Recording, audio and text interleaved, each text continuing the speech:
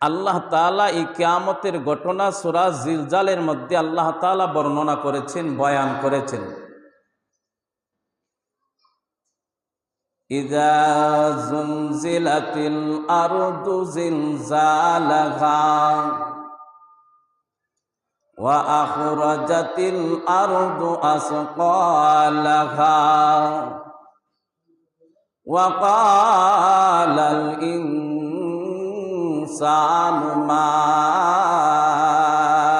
লাহা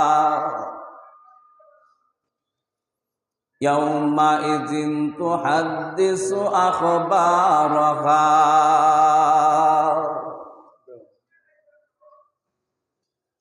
ইযা জুলজিলাতিল আরদু জিলজালাহা। সেই দিন তোমাদের কি অবস্থা হবে? আল্লাহ তাআলা বলেছেন একদিন দুনিয়াটা ধ্বংস করে দিবেন। ইযা জুলজিলাতিল আরদু জিলজালাহা, ভূমিকম্প শুরু হয়ে যাবে, জমিনের মধ্যে ভূমিকম্পন শুরু হয়ে যাবে। আল্লাহ তাআলা যে ইসরাফিল আলাইহিস সালাতু ওয়াস সালামকে বলবেন, ইসরাফিল তুমি সিংহার মধ্যে ফু লাগাও। ইসরাফিল আলাইহিস সালাতু ওয়াস সালাম সিংহার মধ্যে ফু দেওয়া শুরু করে দিবেন। সিংহার মধ্যে যখন ফু দিবেন, আস্তে আস্তে শুধু এটার আওয়াজ বাড়তেই থাকবে, বাড়তেই থাকবে, বিকট আওয়াজ বাড়তে থাকবে, বাড়তে থাকবে, বাড়তে থাকবে। ইযা জুলজিলাতিল আরদু জিলজালাহা, জমিনের মধ্যে জালজালা শুরু হয়ে যাবে, জালজালা শুরু হয়ে যাবে। জমিনের মধ্যে ভূমিকম্পন তৈরি হয়ে যাবে, ভূমিকম্পন শুরু হয়ে যাবে, জমিন কাঁপতে থাকবে। জমিন এমন ভাবে কাঁপবে যে পাহাড়গুলা ধসে, বড় বড় পাহাড়গুলা ধসে পড়ে যাবে। জমিনের মধ্যে বিশাল বড় বড় ফাটল তৈরি হয়ে যাবে। আজকের অবস্থা যেরকম হয়েছে, সমস্ত মানুষ বিল্ডিং চারিয়া যখন রাস্তার মধ্যে চলে আসছে, অল্প সময়ের ভূমিকম্প, অথচ এটা কিয়ামত হবে না, কিয়ামত হবে না, এই ভূমিকম্প নেই। এরপরও এই ভূমিকম্পনের যন্ত্রণায় মানুষ ভয়ে আত্মহারা হইয়া কলেজা শুকাইয়া গেছে। সমস্ত মানুষ রাস্তায় নেমে আসছি। কি হয়ে গেল, কি হয়ে গেল, প্রত্যেকই আতঙ্ক হয়ে গেছে। আল্লাহ তাআলা বলেন, ইযা জুলজিলাতিল আরদু জিলজালাহা, সেই দিন তো জমিনের মধ্যে জালজালা শুরু হয়ে যাবে, জালজালা শুরু হয়ে যাবে। সমস্ত মানুষ শহর থেকে গ্রামের দিকে রওনা হয়ে যাবে। সেই দিন আর ঢাকার শহরে কোনো মানুষ থাকবে না, আমেরিকার শহরের মধ্যে আর কোনো মানুষ থাকবে না। বিভিন্ন দেশের মধ্যে যে সমস্ত শহর আছে, কোনো শহরের মধ্যে মানুষ থাকবে না।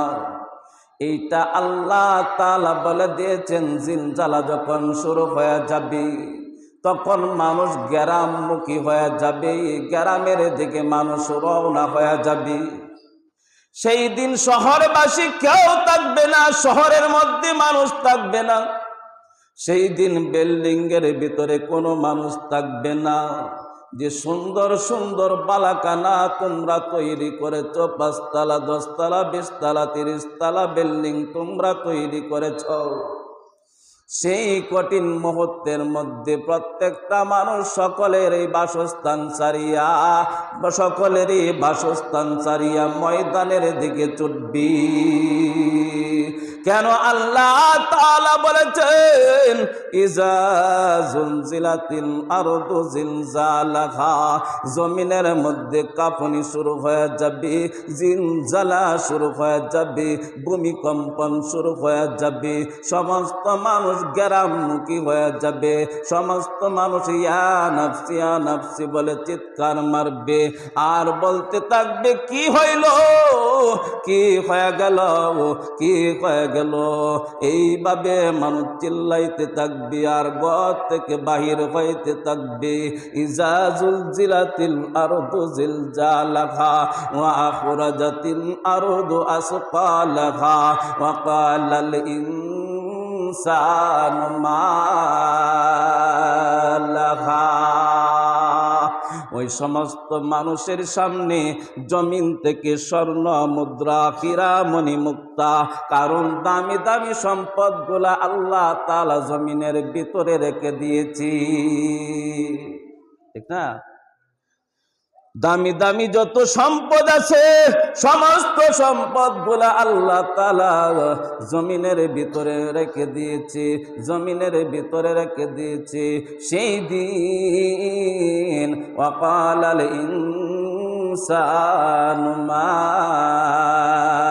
লাহা, সেই দিন জমিন থেকে জমিনটা ফাটিয়া জমিনের ভিতর থেকে উগলাইয়া জমিন উগলাইয়া দিবে, জমিনের পেটের মধ্যে আর সম্পদ রাখবে না।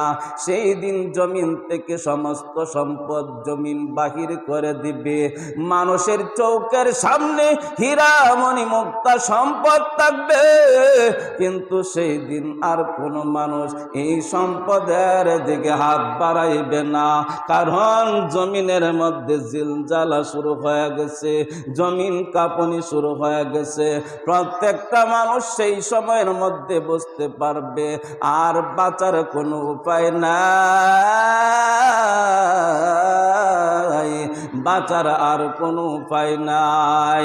যেহেতু বাঁচতে পারবো না, সম্পদেরও আমার আর কোনো দরকার নাই। এটা আল্লাহ তাআলা ইসরাফিল আলাইহিস সালাতু ওয়াস সালামকে যখন বলবেন সিংহার মধ্যে ফু দেও, সিংহার মধ্যে ফু দেও, ফু দেওয়ার সাথে সাথে আল্লাহ তাআলার হুকুমে ইসরাফিল আলাইহিস সালাতু ওয়াস সালাম সিংহার মধ্যে ফু দেওয়া শুরু করবে। সিংহাটা এমন সিংহা হবে না, ছোটখাটো কোনো সিংহা না, সিংহা এই বাঁশিটা ছোটখাটো বাঁশি হবে না। এই বাঁশিটা কেমন হবে?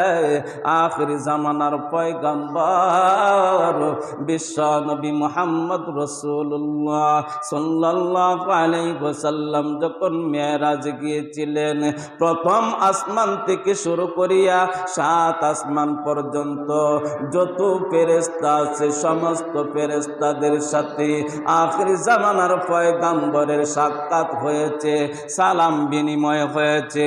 আল্লাহ তাআলা যখন 7 আসমানের মধ্যে যখন গেলেন, তখন যাইয়া দেখলেন ইসরাফিল আলাইহিস সালাতু ওয়াস সালাম এক পাও হইল সামনে আর এক পাও হইল পিছনে, এইভাবে সিংহা ধরিয়া দাঁড়াইয়া আছে। সিংহাটা মুখের মধ্যে লাগাইয়া ইসরাফিল আলাইহিস সালাতু ওয়াস সালাম দাঁড়াইয়া আছেন। তখন হুজুর পাক সাল্লাল্লাহু আলাইহি ওয়াসাল্লাম ইসরাফিল আলাইহিস সালাতু ওয়াস সালামকে সালাম দিলেন, কিন্তু ইসরাফিল আলাইহিস সালাতু ওয়াস সালাম সালামের উত্তর দিলেন না।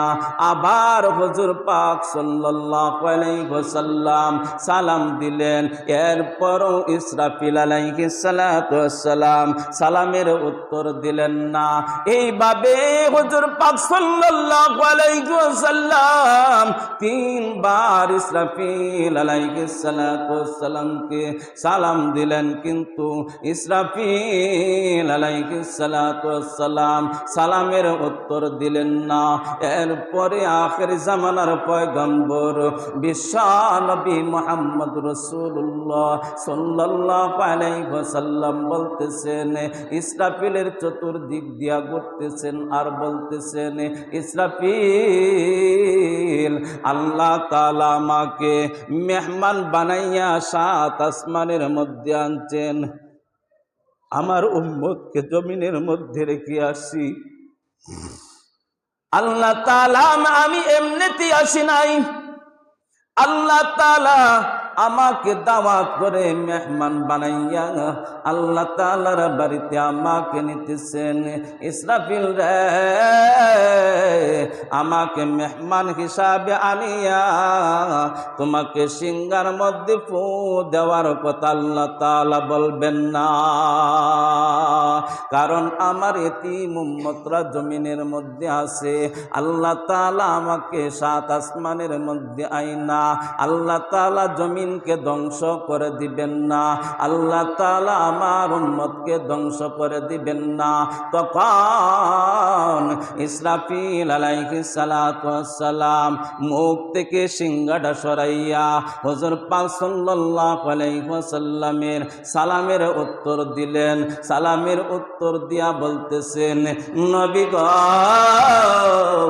আপনি যখন আমাকে প্রথম সালাম দিয়েছিলেন, আমি প্রথম সালামই শুনছি, বারবার সালাম দিতেছেন, আমি সালামগুলা আমি শুনতেছি, কিন্তু আল্লাহ তাআলা আমাকে যেদিন তৈরি করেছে আজকে আমি লক্ষ লক্ষ বৎসর ধরিয়া আল্লাহ তাআলার হুকুমে এইখানে সিংহা মুখে নিয়া এক পাও সামনে আর এক পাও পিছনে আল্লাহ তাআলার হুকুমে আমি সিংহা মুখের মধ্যে নিয়া আজকে লক্ষ লক্ষ বৎসর ধরিয়া আমি দাঁড়াইয়াছি।